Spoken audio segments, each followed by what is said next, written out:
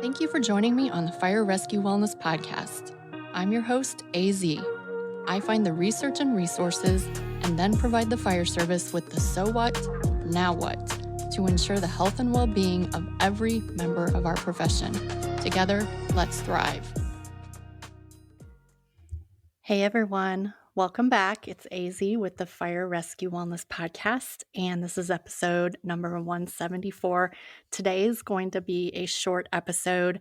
I had a little bit of some recording issues a couple weeks ago, so I had to move things around, and so I have a lot of things happening this week, and so I just need to get this recorded and pushed out. So for some announcements, if you hear it in my voice, let me tell you, Oklahoma allergies are no freaking joke. My eyes are swollen. My throat is swollen. It is ridiculous. So apologies about that. I am going to be shutting down the Artie's fundraiser for Fund the First next Monday. And so if you aren't familiar with what we're doing, Artie was originally on episode 160. She's a really healthy lady, and she said that in order for her to eat a donut, her crew knew it's going to be $2,001. She won't do it for $2,000 on principle, but for $2,001, Artie will eat a donut. And so I had her, because she's so fantastic, I had her back already on episode 166, and her chief and I cooked up a fundraiser idea in order to get Artie to eat a donut. So she chose as her charity Fund the First. And so we are donating all the proceeds to Fund the First. The great news is she's already over halfway there to her donut.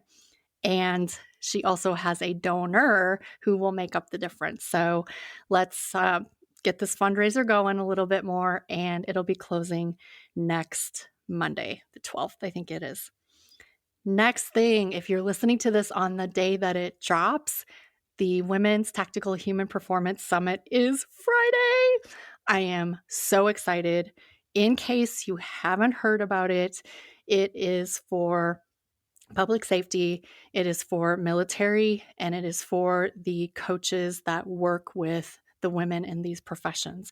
And so it is aimed toward the end user, so the law enforcement officer, the firefighter, the military member. But again, if you coach these populations, it will also be super, super helpful. Really exciting. Thanks to our friends at Public Safety Athletic Trainers, we're able to provide NATA credits, CEUs, Category A CEUs. We have 8 of those available for you. And if you are NSCA certified, we have 0.7 Category A CEUs. And finally, if you are a law enforcement officer in the state of Oklahoma, you will get CLEAT credits for the class. So we would love to have you live, but virtual is also open. The live registration will go all the way through that morning, the 9th, but virtual registration is getting cut off at noon on Thursday, the 8th. So join us. It's going to be super fun. Because of that event, my house is going to be chaos starting on Tuesday, the day this drops.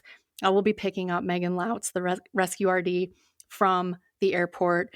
And I mean, I probably should have a side bet going on whether Megan's going to be wearing a bacon costume when she gets in my car. I would say the chances of that are quite high. And then the following day, our friend Vanessa from Pflugerville, she's been on the show a couple times as well, is going to drive up. We're going to do all of the fun things, go to the rage room. I mean, whatever adult women do when they have a 4-day sleepover at my house. But here's the important thing for you to know. We are going to be recording a podcast episode. And so if you have questions for the lovely panel of Megan and Vanessa and AZ, if you would email those to me or send me a DM with those questions, that would be fantastic. Paul, looking at you, you always come up with questions. So this past Friday, I had the honor of being asked to present at the Tunnel to Towers Guardian Revival Guardian Summit. I went to the summit last year. I was a panelist, and I guess they liked me because they had me come back. But I want to tie a few ideas together from the summit and from life after retirement And then finally, tying together that whole idea of telling our stories, because we are so very, very good at telling the good stories, and we are so very, very bad at telling the things that maybe are more vulnerable. But I guarantee when you are able to share your story with someone else or a group of people, there's someone else in that group saying, me too. Or maybe they're not saying me too right now, but when something happens to them later on, they have that frame of reference. Like, I'm not the only one. I'm not alone. So, speaking of life after retirement, I am living my best life, but it's very, very intentional. I make sure that what I'm doing, the decisions I'm making, are the things that I really, really want to be doing.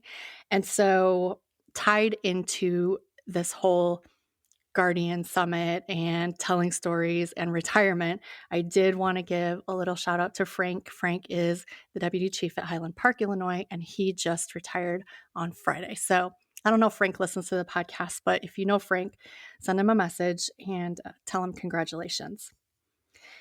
So Friday, I was really honored to be in the audience when the panel was discussing their experiences. So it was kind of cool. The panelists each had about 10 minutes at the beginning of the day to sort of tell their ugly warts and all story. And then after the rest of the speakers at the end of the day, they came back and kind of tied things together. Like, how did things turn out? What did they do? What are they doing now? And so it was really incredible to hear their stories. And one of the women on the panel, or the woman on the panel, her name was Edie Meeks, and she was an Army nurse during the Vietnam War. And first of all, Edie, cutest thing I have ever seen in my life. She's 81. She's beautiful, and she's so tiny. I took a picture with Edie. Dana, I can't believe I'm admitting this to you, Dana, but I did the pee-pee pose in order that I could take a picture with Edie. However, no one can tell I'm doing the pee-pee pose, so there's that. But I bent my knees to almost 90 degrees, and Edie is still like way underneath my head. She's so tiny. She's so precious. But Edie told the story of the fact that she was already a nurse, but she went into the Army in, I believe it was 1968, because her brother got drafted. And Edie felt like if her brother had to go over there, she wanted somebody good to take care of him. And so Edie, she's so funny, but her brother got drafted and Edie went to boot camp just like her brother had to, but Edie was there of her own volition. And she said she called up her brother one day and she's like, I just don't understand why you think this is such a big deal. Well, here's the thing. The nurses, if they wanted to march, if they wanted to do maneuvers or whatever you call it, they could, but they didn't have to. And also, every day, a maid came in and cleaned her room. And so her experience was completely different than her brother's experience. But she liked to give him crap. She liked to call him up and say, I just don't understand how this can be that bad. But they both went over to Vietnam. And Edie was just so frustrated because, like all of us, she wanted to do the best for the most people. And unfortunately, the resources weren't there. They were overwhelmed. The injuries were catastrophic. And she just started to get so dark because all she wanted to do, she kept saying, all I want to do was save my boys. And I couldn't do it. And then when one of them would die, I wasn't allowed to call their parents and let them know I was with them when they died. I was holding their hand. She just felt so helpless. And then when she got back, she was advised by other nurses that she shouldn't say anything about being a returning to country Vietnam veteran because then she would be shunned. And so she kept all of that secret and all of it bottled up inside of her for so many years, decades. It took her decades to get help. But the incredible thing with Edie is that When she finally did get help, she realized that telling her story to other people would help them as well. So, there's a happy ending for Edie's story. Again, she's such a lovely, lovely woman. And it was very funny. I can't remember if it was zip lining, base jumping, parachuting, something crazy. She just did it for her 81st birthday. That woman is larger than life. And I aspire to be Edie Makes, let me tell you. But the second person on the panel, his name was Tom Castelli, I believe. And he was a firefighter. And Tom actually was fairly new in 2001. And so he attempted to call in sick on September 10th of 2001. He was sick. He was feverish.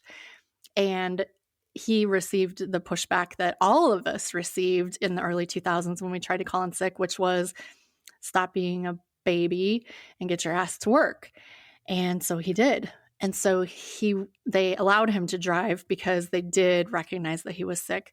And then in the morning when he woke up, he felt even worse. I think he mentioned he had a fever of like 102. Can you imagine now your employer saying you couldn't go home? You had a fever of 102. But he was allowed to drive that day as well because, again, they recognized he wasn't feeling well.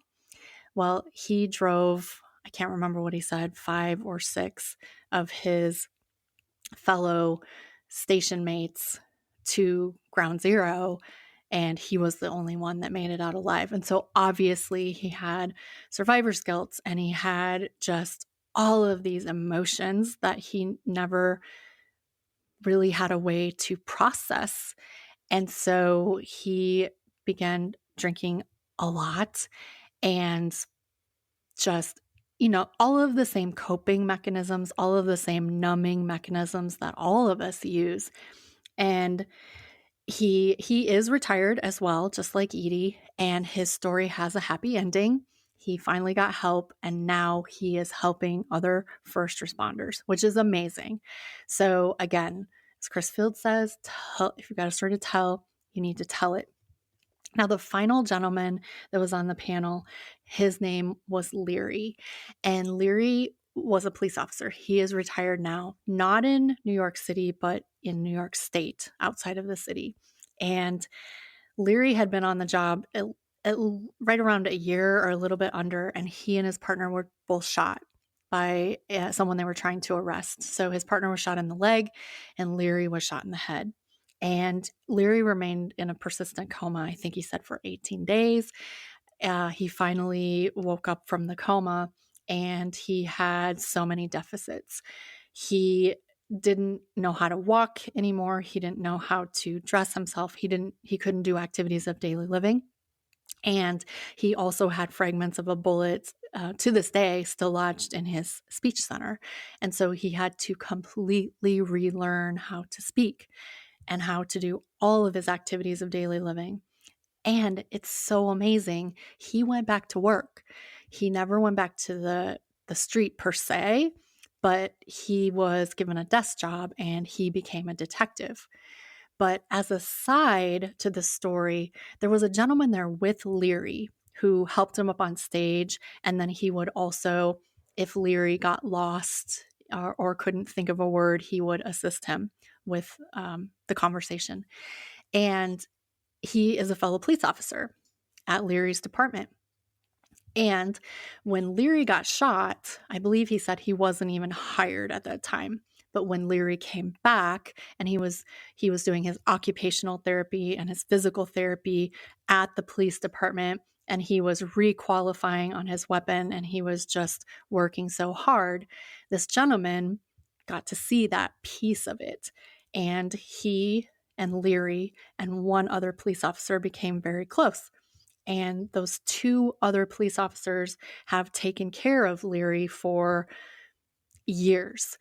By taking care of, I mean they have both at one time or another offered to have Leary live with them. They have gone to bat with the city when the city decides it's going to go back on its promises to Leary. They were there when Leary attempted suicide. They intervened. So these gentlemen have taken care of Leary like he is their family for decades.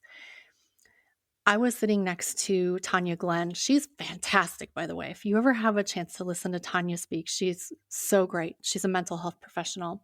But I turned to Tanya and I said, I can't imagine a family taking this good of care of someone, let alone these are coworkers. And this is not like I went to the academy with you, coworker. This is not like I was your partner, coworker. This is I work at the same department as you, and I wasn't even employed when you got shot, coworker. It's incredible.